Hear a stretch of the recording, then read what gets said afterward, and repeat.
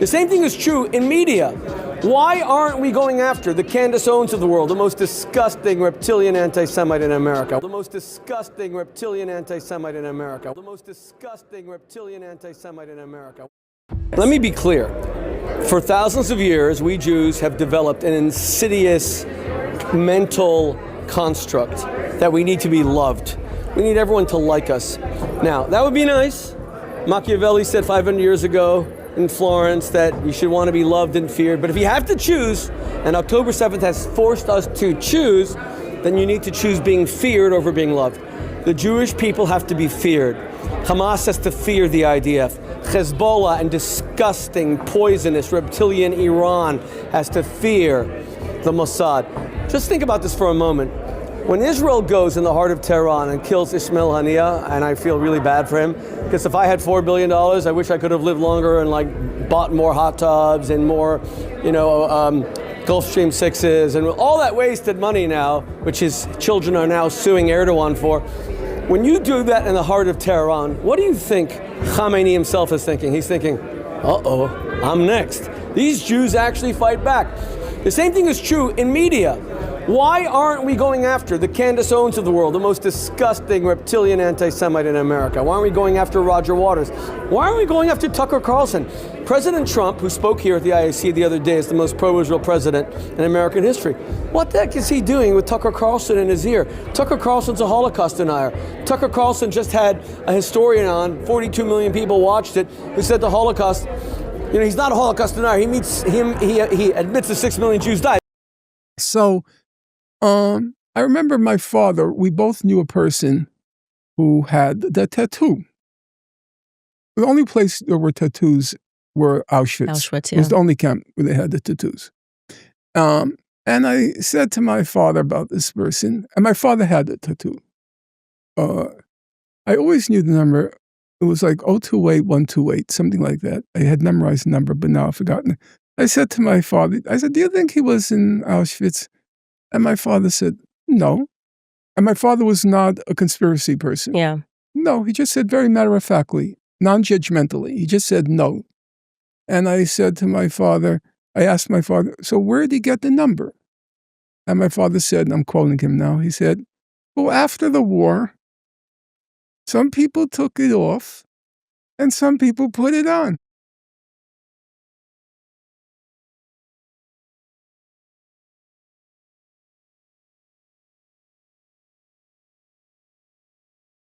This reduced numbers are confirmed with the article titled, Poland Agrees to Change Auschwitz Tablets, published on June 17, 1992.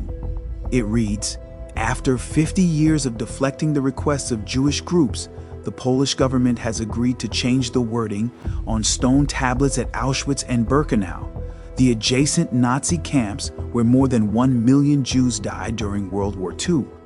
The move follows decades of appeals by Jewish groups who say the current plaques do not fully reflect the suffering of Jews there and focus too heavily on the camp's non-Jewish victims.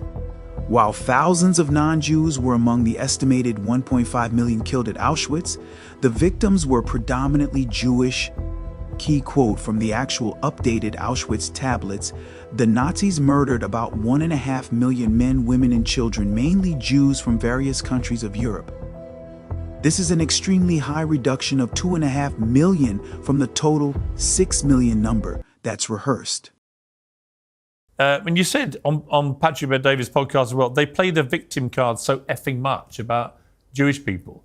I mean, do you not understand why Jewish people might feel a sense of victimhood, given that 6 million of them were killed in World War II by a genocidal monster in the Holocaust? Do you not understand why that might make Jewish people feel that, yes, they have indeed been victims? Yeah, I mean, that figure's been revised, but, I believe that Jewish supremacy is the greatest threat to America, and I think it's the greatest threat to the world today. I truly believe that. What do you mean the figure's been revised? What do you mean? Well, they said that it was 4 million that died in Auschwitz, and then they said it was down to 1 million, so they've revised the figure. It wasn't a program of genocide. They were like prisoners of war. They died of disease. Cut the crap and stop desecrating the memory of our 6 million. And no American president, whether it's Biden or George Bush or greatest president for Israel, Trump, should be having people like that. And we have to go after the Tucker Carlsons of this world. I am tired of being a scared Jew. I am tired of quaking and shivering and trembling before our enemies. We are going to bring the fight to our enemies. You said it's a hate that mutates. Correct.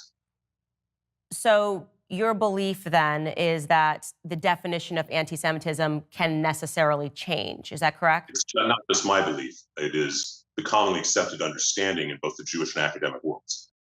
To all my Jewish friends, my Jewish brothers and sisters, stand tall. Stand tall. Do not let this fear, this sadness, this anxiety, and this dread overwhelm you. Draw strength from your family, from your friends, from your ancestors, and the worldwide bond that we share that has always put the battery in your back. We're used to being looked at as different because that's what we are. We are different, and that's a good thing. I know that Jews are looked at as weak, but we're stronger than you can imagine. That's why you hurl propaganda. We control all the money. We control the media because it's plausible. It's plausible because we're just that good. Smart, compassionate, moral, and strong people. And we need to stand taller than ever against all those sick, dumb, uneducated black tar in their blood who hate Jews because they ain't. You hate us because you ain't us. You said it's a hate that mutates. Correct. So your belief then is that the definition of anti-Semitism can necessarily change. Is that correct? It's not just my belief. It is the commonly accepted understanding in both the Jewish and academic worlds. Okay. This isn't, okay? As I said, that's why I quoted, this is a quote. It's a great thing from Lord Sachs, Jonathan Sachs. It's a great thing from Nail Leckett. This is just accepted as the understanding of, a cultural anthropologist. So I would just say off the bat, I do not accept that definitions can just mutate. That is something that I could debate that on, like the definition of a woman. I mean, and I'm saying not just about Jewish people. I think that we have to have a concrete definition to work with because then you can just update and say, actually, I've changed that, and now this is what constitutes anti-Semitism.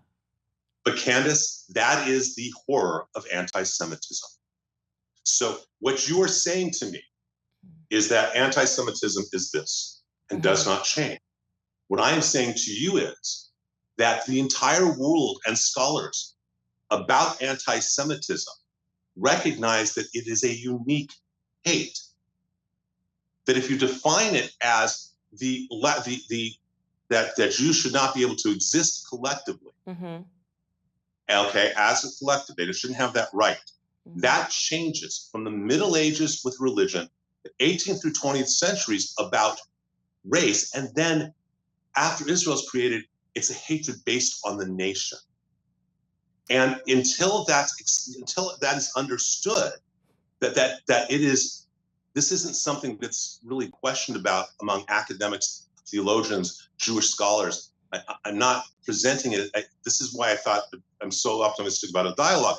But I think part of it is you view that the hate can't mutate. And what I'm trying to tell you is that we have 2,000 years of history that demonstrate the exact opposite. So, and I'm going to just push back just gently here. For me personally, if I thought that racism could just be an ever-shifting definition based on the experience of Black people, it would be a remarkable power, and I would be able to create something like BLM, which could say that everything was racist. So I am not going to be able to agree that definition should be able to transform according to what's happening during the day. But here's what I will say. If you could, just because I think it's really important for us to get to going through this article, because then you might be able to explain why you view it as anti-Semitism. If you could just give us what you are saying the current definition of anti-Semitism is today, that would be very helpful. The current definition of anti-Semitism today has to do with what the feelings are. I am dressed up as a Candace Owens Jew. Now, this is not a Christian child, it's a Jewish child. But if it would be, I got my Christian blood. Spicy, delicious. I got my Jewish nose. I have filth, because Jews are all filth. And more than anything else, what does AD have? Okay, then you go on to talk about me attacking Rabbi Shmuley. My audience has already seen him attacking me over the last 2 years. And I'm just going to ask you a basic question.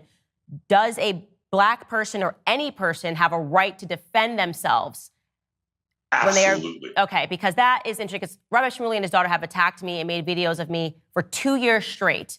I have responded once, and you have now, you're basically saying that I'm anti-Semitic for responding. So I want your perception of when it is that a black person's allowed to respond. So, Candace, so first of all, I know Shmuley peripherally. We've probably met a half a dozen times. Okay, he is an incredibly knowledgeable man. He formed L'Chaim Society at Oxford. Incredibly knowledgeable man, and with 9 kids, right? And we have something in Judaism, predates Christianity, but it's also Christianity as well to an extent, called Lashon Hara, the evil tongue. That to gossip, to say certain things like that is really a huge avera. It's a huge sin. It's a huge chait. I don't know all the things that he has said about you. I do know he's called you an anti-Semite, and so have I. That's not a personal attack on you and your family. For you to call a man who is extremely knowledgeable an unholy rabbi and his hag daughter,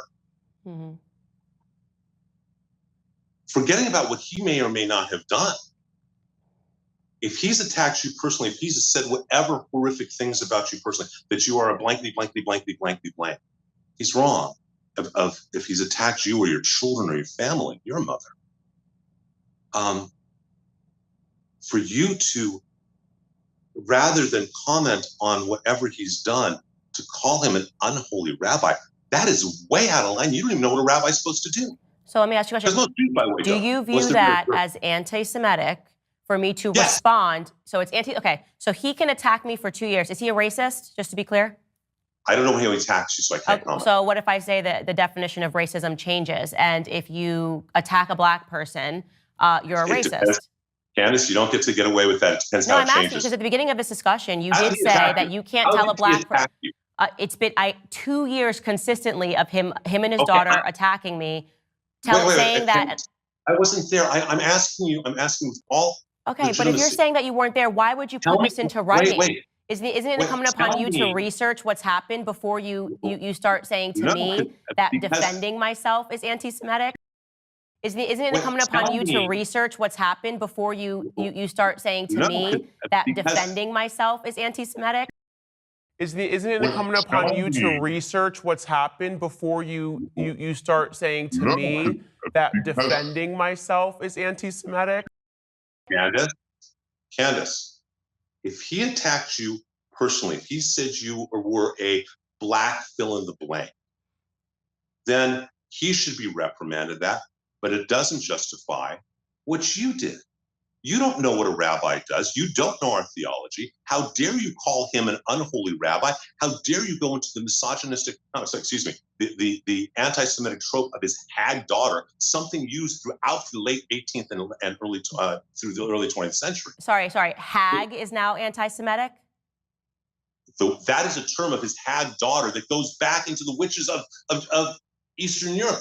Why did you have to call her a hag daughter? Just to be clear, because she's a witch. I think she's a witch. That's not because she's Jewish. I would call someone a hag of any color. I think she's a witch. What they have done over the last 2 years. I believe his daughter is a hag. I said that because that's what I believe. You may disagree with me on that, but to say that that's anti-Semitic is ridiculous. I would call any person a hag. Candace, I'm going to be very clear without trying to be insulting. So please forgive me if it comes off wrong. Okay, it's not meant to. No, it's fine. You can insult me. I don't want to. I've dealt with 2 years of a rabbi insulting me, so I'm totally cool with this. Yeah. I have no desire to insult anybody. Okay. But do you understand? Are you familiar with the history of the Grimm fairy tales and the folk tales of Eastern Europe? I know that we can go back and we can also say no. I'm asking a specific question. Okay. That the witch archetype of those fairy tales were specifically modeled and called the Jews, that the Jews of that part of the world were called hags and witches specifically because they didn't eat the same food, they had different practices, and they were excluded that way as part of the bloodline. So you are saying that we can into by calling a rabbi's daughter or a witch, a hag daughter, you have tapped into an anti-Semitic trope that goes back hundreds of years, whether you mean to or not. Okay. Now that I've told you that, Yeah. okay, do you think maybe there are better words to call her than a hag daughter? I'm actually not going to edit my language for two people that have been attacking me for 2 years. And so what I'm going to say is that,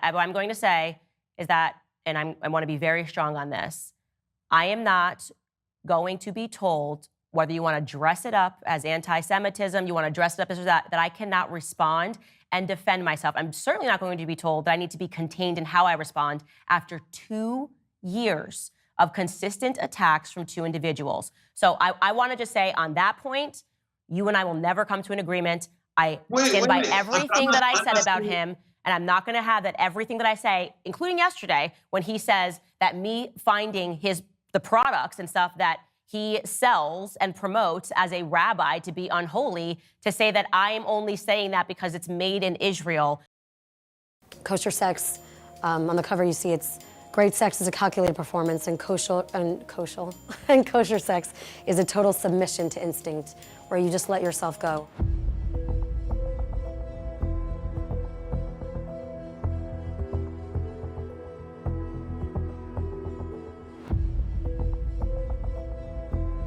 Hi everyone, out of an abundance of gratitude to our friend and brother Muhammad Ishab, who debated me on Pierce Morgan. Millions of people watched it. Infamous company with Hannah Wellness, based on my book. He gave us international promotion, and in recognition, what are we doing for him? So we're gonna have the Muhammad Hijab discount, and you can put in a promo code at the end of checkout. And as you check out, if you're buying a vibrator, you get them bringing up vibrators in the debate. If you're buying lubricants, you get them bringing up lubricants. Hannah, in the regular classes that you and I do, and the advice we give people writing in, a lot of them are men who are dealing with a lot of aggression in their lives, a lot of false machismo. They know that they're Overcompensating. They're overcompensating, they're overcompensating because they feel that they're kind of miniature in a physical department, and they really should not feel bad about that. I actually did a post on this. Sex in Judaism provides the most intimate way of knowing someone, and I think especially in marriage, it's very hard to maintain lust. And so I wanted products to bring to people that don't substitute their husband or their wife. It's something that can enhance the experience. Let's say a lesbian or a gay couple come in, is there a different message for them? Because I know some religious groups might not be so accepting. Anyone who believes in commitment and bring love into this world and being intimate with someone and wants to learn, they're welcome here. It does say in the Torah that there are issues with homosexuality, but you know, my dad, we were always brought up with the idea that if, you know, there's 613 mitzvot for everyone to keep, and if you can't keep one, you keep this, or two, or whatever it is, whatever number, you keep the rest and you do as much as you can. That's Judaism. What it looks like to a lot of people, and I'm going to tell you this, and I'm expressing this in case you are an individual, as I'm sure you are, that is concerned about the rise of anti-Semitism. But my suspicion is that people that are watching this are going to think that now we are using the word anti-Semitism like BLM began using racism, right? Which is to say that you cannot, let me finish my statement. I'm just telling you what I am this is my suspicion. And I have tons of Jewish listeners, but given what you've said about Dave Smith, who is a libertarian, he is not a far left liberal. He just does not support what Israel is doing. So in this, you have said that Jewish people, you've made comments about a lot of Jewish people who maybe don't agree with what's happening in Israel. You are now saying that a person who's been attacked for 2 years still needs to be careful in how they approach a Jewish person that's been doing the attacking. No one is going to accept that. That's ridiculous. Candace, and then to say this particular word, it sounds like everything that anybody says, it needs to be first need to weigh it against the feelings of somebody and their history. I could find examples of black people being called witches. I can't then say that nobody can ever call a black person a witch. You know, even if it has what happened in Salem, you could go on and on, right? But the point is that if you're a black person, you've been attacked over 2 years, I don't care if a person calls him a rabbi. In fact, I would question what it means to be a rabbi. Maybe you can explain. If you have been consistently attacking and threatening somebody, literally, he gave a quote to the Jerusalem Post, which actually I like the Jerusalem Post. They report on things very accurately, in which he says that he wants to bankrupt Candace Owens. That is a direct threat to somebody's livelihood. It is despicable. And because you call yourself a rabbi, it does not mean that people cannot say that it is pointedly ridiculous that you are using finances as a mode of threat against people because you don't like their speech.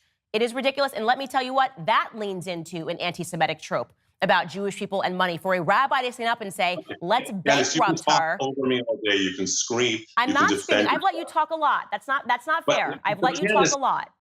My next two guests have vivid opinions on these big issues and have had a very public feud. We're bringing them together for what we intend, I hope, to be a proper debate. The topics will be the Israel-Hamas war, anti-Semitism in public life, American involvement in Israel, and Israeli involvement in the United States. And we'll even talk about Michael Jackson, who is relevant to this debate. Both guests will get roughly equal speaking time and a chance to question each other. Speaking of the other guest is not encouraged. Ad hominem attacks are strongly discouraged. I want to give you both the chance to make an opening statement. So, Rabbi Shmuley, you won the toss. We didn't really actually toss, but we both agreed you can do this. You go first. Your opening remarks. Thank you, Pierce, for having me, and Candace, thank you for debating me. I have spent my life bringing together the Black and Jewish communities, emphasizing that we share not only a history of shared persecution, but of spiritual promise. Today we debate an American tragedy, a woman of unique eloquence who has abused that eloquence to become simultaneously the foremost anti-Black rhetorician in all of the United States and the foremost anti-Semite in America. Ad hominem attacks are strongly discouraged. The statements that Candace has made against her own community, that they cry wolf and constantly say that they're victims of racism. Her attacks on George Floyd, a man who was suffocated to death for a $20 counterfeit note saying that he was a horrible human being. A woman who went up in front of CPAC and said, I was never a slave in America, as if that's the only form of discrimination, is what has led her community to call her not Candace, but Clandis. To call her not Candace, but Clandis. To call her not Candace, but Clandis. The first ever female Black woman who appears in her rhetoric against Blacks, calling LeBron James dumb and stupid, an icon to the Black community, as Clandis. As Clandis. As Clandis. Simultaneously, you have the Jewish community beginning to call her not Candace Owens, but Candace Ovens, because her Goebbels-style rhetoric against Jews, that Jews are nearly all pedophiles. The State of Israel will set up a Theodor Herzl, a pedophile, as a haven for pedophiles. That Judaism is a demonic, satanic cult that only protects pedophiles. And by the way, her absolute obsession with Jewish sexuality and Jewish genitalia, the first lady of France, Brigitte Macron's genitalia, is disturbing. It's one of the reasons I think she hates Sigmund Freud so much, because she's a Freudian field dream in terms of his arguments that the greater the sexual suppression and repression, the greater we see violence. Rabbi Shmuley, I'm interrupting because you've now been speaking for 3 minutes. One final point. So Candace will get exactly the same amount of time. It's up to you, but it's an opening statement, right? And what I would say... May I just say finally, if I may? Well, if it's quick, The biggest issue I have with Candace, to be honest, is that she claims to be a Christian. Candace, didn't Jesus say you're supposed to love your enemies? Is the love you show me that you call me filth twice on the last show that you did with Pierce a piece of filth? You're supposed to love your enemies. Is that turning the other cheek? And Pierce, you're an English gentleman. I've known you for many years. You allowed her to say that without even a piece of filth. When Jesus said that you're supposed to turn the other cheek, where have you ever turned the other cheek? When Jesus said that the meek shall inherit the earth, the arrogance, the nonstop attack against Jews, the demonization. If you are a Christian, then I am the second coming of Christ. Okay. And here's what I would like to say to you, Rabbi, since you're quoting scripture, okay? The one that's relevant to me is woe unto them that call evil good and good evil, that put darkness for light and light for darkness. And if you'd like to dive into a little more scripture, I think what's relevant is Revelation 3:9. Behold, I will make them of the synagogue of Satan, which say they are Jews and are not, but do lie. And I'm speaking directly to you, Rabbi Shmuley. Revelation 3:9. Behold, I will make them of the synagogue of Satan, which say they are Jews and are not, but do lie. Revelation 3:9. Behold, I will make them of the synagogue of Satan, which say they are Jews and are not, but do lie. And I'm speaking directly to you, Rabbi Shmuley. And I'm speaking directly to you, Rabbi Shmuley. And I'm speaking directly to you, Rabbi Shmuley. That's 4 minutes you've spoken to. Out of fairness, Candace, if you want to use 4 minutes to respond, you can. All I would note, Rabbi Shmuley, is you've spent 4 minutes personally attacking Candace Owens. I set this up as a debate about what is happening with the Israel-Hamas war, anti-Semitism, and so on and so on. You've turned it all completely, immediately, into an ad hominem onslaught against Candace. How could you possibly say that? You are speaking to a woman who says the Jews are a ring of demonic pedophiles, and you're saying that I have no right to defend my people. You know, Pierce, you have to stop this once and for all. There was nothing ad hominem at all. All right. When Candace says that the black community you've had your say. is a bunch of crybabies, okay. Everything I said was policy. I could not disagree more. Candace will now get the same amount of time, if you want it, Candace, to respond. Thank you, Piers. And I don't think I really do need to respond to the ad hominem attacks. I think actually one of the things that plausibly unites people across all religions, Muslims, Jews, Christians, is that we all recognize that Rabbi Shmuley is unhinged. He's just mentally, in my view, unwell. And I don't say that as an attack. I say that as just a reality, because I've never seen someone just make things up out of thin air that were never said. And trying to screen that as a defense of black people. The black people will never accept Rabbi Shmuley after Michael Jackson put him on a list of people who he felt were ruining his life. So you can stop your pleas with Black America, they won't work. Now, going back to the context of what you've asked us to speak about today, you know, I think one of the things that the world is recognizing, and what we've always recognized, is that there are radical fringe sects that break out within every single religion, amongst every race. There's white supremacy, there's black supremacy, there's radical Islam, there are all of these Christ cults around the world. And I think right now it's important for people to understand that radical Judaism is also a thing, and you're watching an example of it right now on your screen. The person sitting across from me, or sitting next to me, I guess, posted on his Facebook page in 2016 a tribute to someone who he said was his mentor. That was Rabbi Menachem Schneerson. He said he was his mentor and his friend. Now, for those of you who are not familiar with Rabbi Schneerson, there were some Jews who believed that he was and is the Messiah. So rejecting Christ, but believing that that rabbi was his Messiah.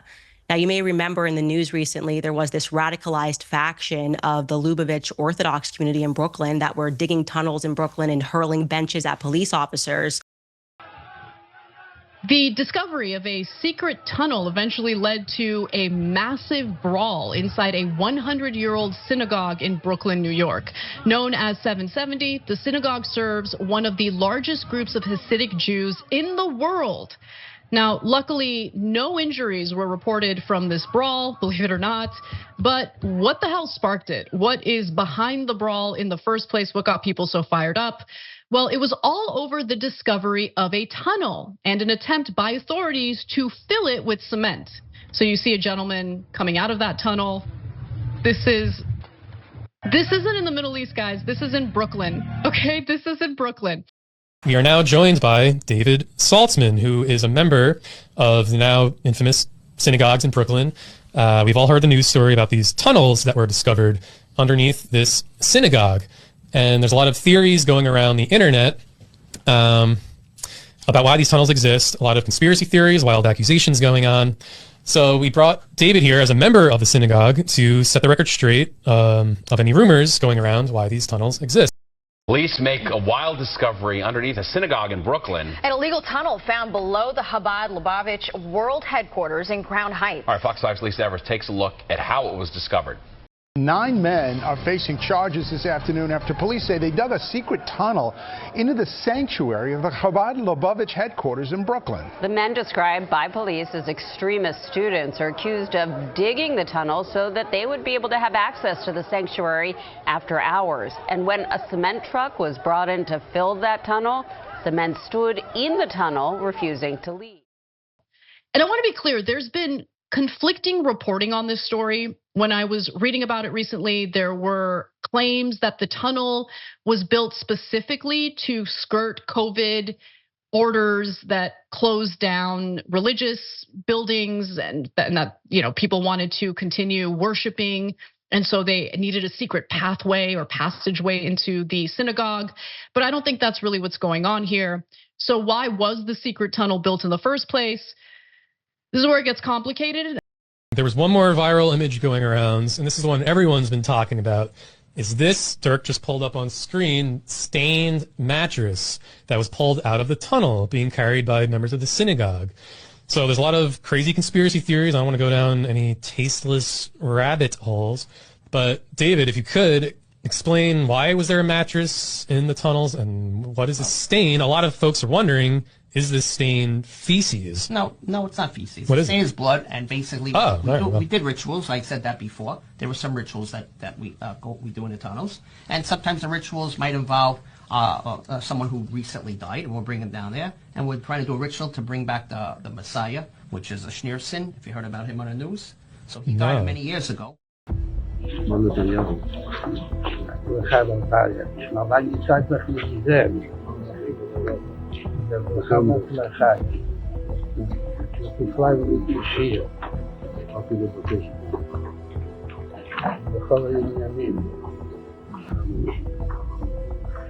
מה שיתרון לאחרונה למצוא בפיצו כמה עניינים.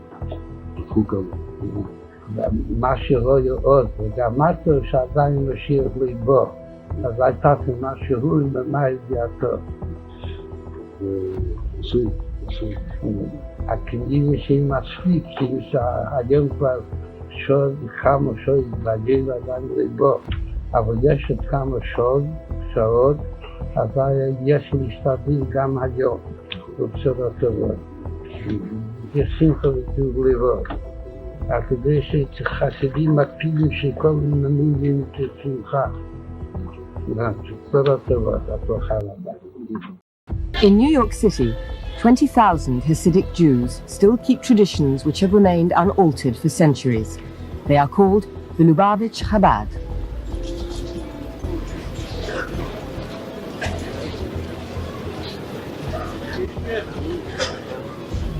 The Lubavitch believe that they have the answer to the question, what is a Jew? Or more precisely, what does God expect of a Jew? God expects that a Jew should be someone who sticks rigidly to orthodox practices and to a fundamentalist reading of the Jewish Bible, the Torah.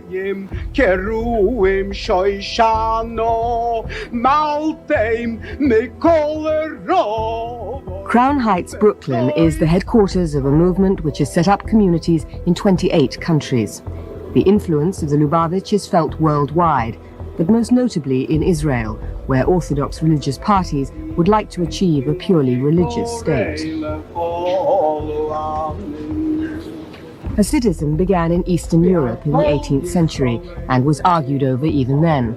It attracted thousands to its emotional, mystical worship, but existing orthodoxy opposed it. Hasidic life centers on a charismatic leader known as the Rebbe. The Lubavitch Rebbe is Menachem Mendel Schneerson. He's the seventh in a dynasty which stretches back 200 years. He is revered by his followers as father, guru, king, miracle worker, perhaps even Messiah.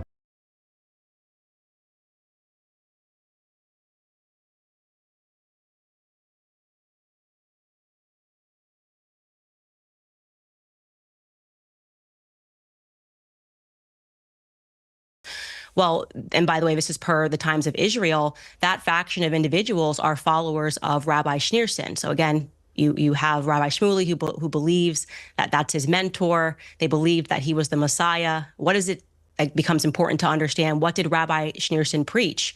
Well, he preached Jewish supremacism, the hatred of all non-Jews. And you don't have to take my word for it, because if I said it, they would say that's anti-Semitism. You should instead take the word of the two Jewish professors who translated his work. Those authors' names were Israel Shahak and Norton Mezvinsky. There is something special about you, Judah. There is something special about you, Israel, or Yashara'al. When I say Judah, Yahawadah. That is the ancient pronunciation of the word. There is something special about you, Judah. Yahweh only spoke to you, to us, as a nation. And he spoke to no other nation. That's why we are supposed to be what? That light. We're Yah's chosen people that's separated. We're supposed to be the nation that's teaching the nations, not the nations teaching us. Lion of Judah come upon the earth, bringing unquenchable fire. All the tribes of Israel and the believers stand in power. Speak with authority, worship uncontrollably. There's something about you, Judah. Fire upon the kingdom of darkness. We may suffer for a little while, but joy cometh in the morning. Judah special, no wonder we were a chosen vessel. In and out of captivity, weaving like a pretzel. Messiah come through the tribe, clean out the bloodline. We disciples, so put us up on the front line. Face to face with crime, cause we ain't scared to grind. When you connect the divine, we stay pressed for time. Evangelize, get defined, put us in prison in. Worship first, we always invite the spirit in. Cause revival through a pen, stacking souls in empty bins. Joy in the morning, this a warning, you will never win. Fire upon the head of the serpent, he next tail chirping. It's too late cause your tail's already burning. I don't want your riches, gotta match it with gold streets. Rubies all around me, the light shine, no police. The living used to be deceased, resurrected to a feast. Nothing like being in peace at the table with the meat.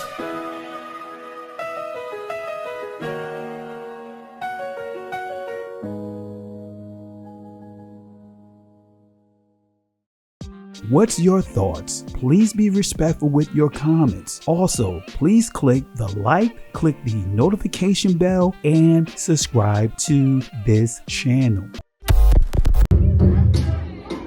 Listen, Genesis chapter 11 verse 10 explains the genealogy of Shem. Shem was a black man in Africa. If you repeat this back, Genesis 14 verse 13, Abraham steps on the scene. Being a descendant of Shem, which is a fact, means Abraham too was black. Abraham, born in the city of a black man, called Nimrod, grandson of Ham. Ham had 4 sons. One was named Canaan. Here, let me do some explaining. Abraham, Isaac was the... Jacob had 12 sons, for real, and these were the children of Israel. According to Genesis chapter 10, these were the children of Israel. According to Genesis chapter 10, these were the children of Israel. According to Genesis chapter 10.